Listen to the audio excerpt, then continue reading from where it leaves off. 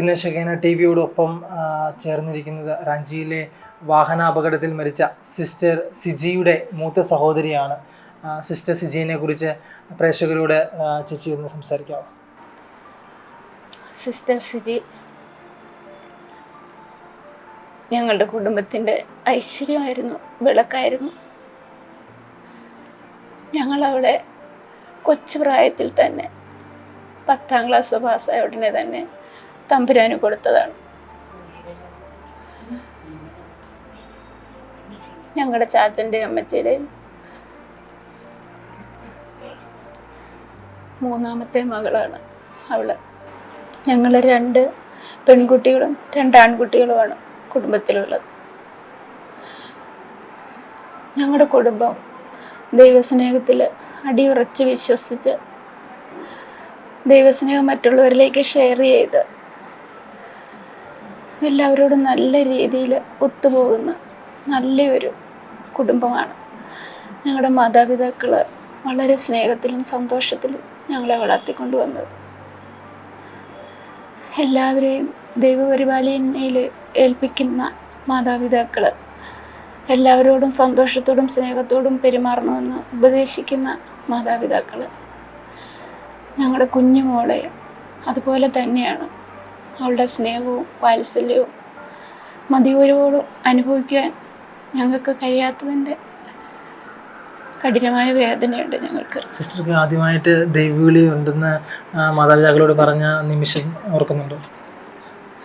മോള് 10ാം ക്ലാസ് പാസ്സായി റിസൾട്ട് വന്ന് അന്നാണ് ഒരു സന്ധ്യാപ്രാർത്ഥനയുടെ സമയത്ത് ഞങ്ങൾ ഒന്നിച്ചിരുന്ന് ജപമാല ചൊല്ലി പ്രാർത്ഥിച്ച് എണീറ്റ് ഈശോയ്ക്കും ഞങ്ങൾക്കും സ്തുതി ചൊല്ലിയതിന് ശേഷമാണ് മോള് ഞങ്ങളുടെ എല്ലാവരുടെയും കൂടെ മുമ്പിൽ വെച്ച് പറയുന്നത്, എനിക്ക് മഠത്തിൽ പോകണം, ഞാൻ ഈശോയുടേതാണ്, എനിക്ക് ഈശോയുടേതാകണം. ആ കുഞ്ഞു പ്രായത്തിൽ എൻ്റെ ചാച്ചൻ പറഞ്ഞു, മോളെ നീ ഒരു ADC കഴിഞ്ഞിട്ട് എനിക്ക് സ്വയം ചിന്തിക്കാനുള്ള കഴിവുണ്ടായിട്ട് എൻ്റെ മോൾക്ക് അതാണ് ഇഷ്ടമെങ്കിൽ ചാച്ചനും അമ്മച്ചിക്കും ഒരു കുഴപ്പമില്ല, ഞങ്ങൾക്കും ഇല്ല, നിൻ്റെ ആഗ്രഹം പോലെ നടക്കട്ടെ. പക്ഷേ അവൾ അതിന് സമ്മതിച്ചില്ല. അവൾ 10ാം ക്ലാസ് പാസ്സായി ഉടനെ തന്നെ ദൈവവിളിക്ക് തിരഞ്ഞെടുത്ത കുഞ്ഞാണ്.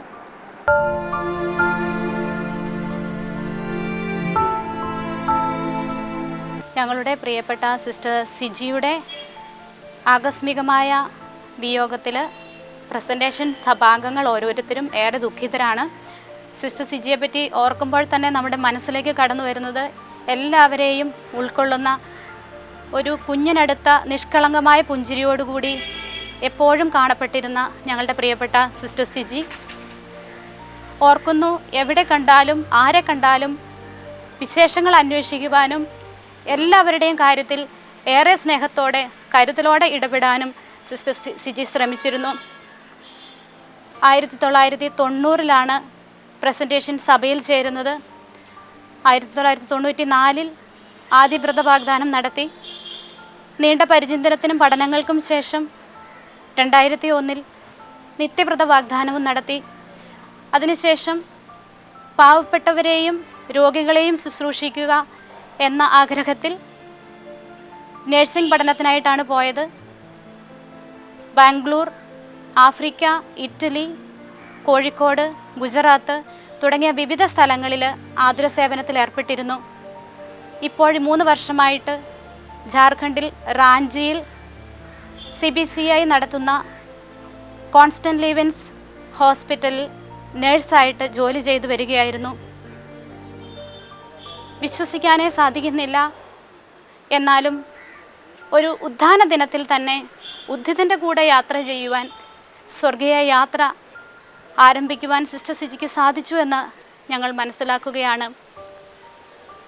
സിസ്റ്റർ സിജിയുടെ ആ പുഞ്ചിരി, സ്നേഹത്തോടെയുള്ള പെരുമാറ്റം, എല്ലാവരെയും കരുതുന്ന ആ പ്രകൃതം ഒരിക്കലും പ്രസൻറ്റേഷൻ സഹോദരിമാർക്കോ ഒരിക്കലെങ്കിലും സിസ്റ്റർ സിജിയെ കണ്ടുമുട്ടിയ ആർക്കും മറക്കാൻ കഴിയില്ല എന്ന് ഈ അവസരത്തിൽ വേദനയോടുകൂടി തന്നെ ഓർമ്മിക്കുകയാണ്.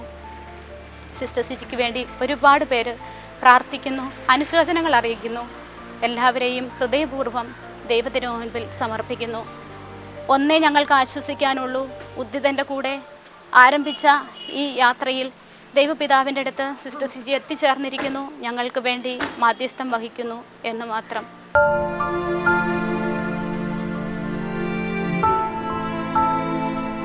ഞങ്ങൾ ജിബൂത്തിയിൽ, ആഫ്രിക്കയിലെ ജിബൂത്തി എന്ന സ്ഥലത്ത് 8-9 വർഷം സിസ്റ്റർ സിജിയുടെ കൂടെ ജോലി ചെയ്ത സിസ്റ്ററാണ്. സിസ്റ്ററിന്റെ വേർപാടിൽ വേദനിച്ച് നിൽക്കുന്ന ഈ സമയത്ത് ഇവരെ കണ്ടപ്പോൾ ഒന്ന് രണ്ട് കാര്യങ്ങൾ സംസാരിക്കാമെന്ന് വിചാരിച്ചു. സിസ്റ്ററിന്റെ ജീവിതം പാവങ്ങൾക്ക് വേണ്ടി ഒഴിഞ്ഞു വെച്ചൊരു ജീവിതം. സർവ്വസമയവും എല്ലാ സമയത്തും ജോലി ചെയ്ത് നടക്കുന്നൊരു സിസ്റ്ററാണ് ഞാൻ കണ്ടിരിക്കുന്നത്. അതുപോലെ തന്നെ ഞങ്ങളുടെ പ്രാർത്ഥനയിലും പാവങ്ങളോട് കൂടിയുള്ള പ്രവർത്തനത്തിലും ഒപ്പം ഞങ്ങൾ വില്ലേജുകളിൽ പോയി സേവനം ചെയ്യുമായിരുന്നു. ഹോസ്പിറ്റലിൽ ജോലി ചെയ്യുന്നതിനിടയ്ക്ക് വില്ലേജുകളിൽ പോകാനും വില്ലേജ് സന്ദർശിക്കാനും പാവങ്ങളുടെ കൂടെ ആയിരിക്കാനും ഒത്തിരി തീക്ഷ്ണമായിട്ട് പ്രവർത്തിച്ച സിജിയാണ്. പെട്ടെന്നുള്ള ആകസ്മിക നിര്യാണത്തിന് ഞങ്ങൾ വേദനിക്കുന്നുണ്ട്. പക്ഷെ ജിബൂത്തിക്കാർ ഇതുവരെ മറന്നിട്ടില്ല സിസ്റ്ററിനെ. ജിബൂത്തിക്കാരെ വിളിച്ച എല്ലാ കാര്യങ്ങളും ഇന്നലെ ഞാൻ ഒക്കെയായിട്ട് അന്വേഷിക്കുന്നുണ്ട്. അവര് കണ്ടോളൻസ് അയക്കുന്നുണ്ട്. അങ്ങനെ സിജിനെ ഒരിക്കലും ആർക്കും മറക്കാൻ പറ്റാത്തൊരു അനുഭവമാണ് എനിക്ക് പറയാനുള്ളത്.